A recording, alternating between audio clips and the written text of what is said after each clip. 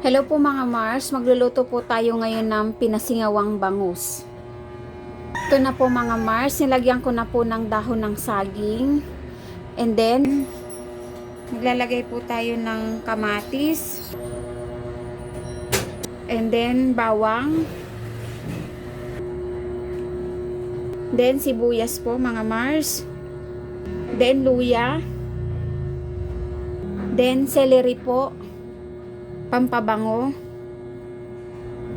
Then mga Mars, lagyan na po natin ng pampalasa.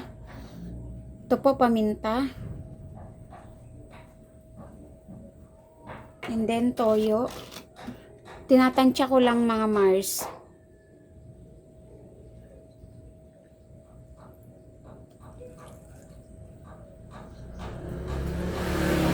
And then mantika po.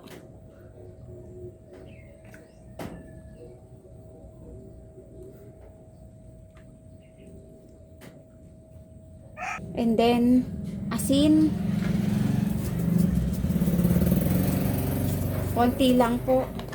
And then, 1 cup na tubig.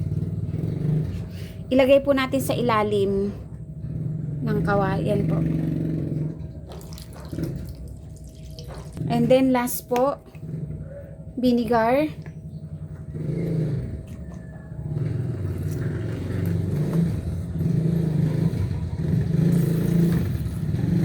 Then, takpan na po natin. Pakuluan lang po natin ng 15 minutes sa mahinang apoy lamang po.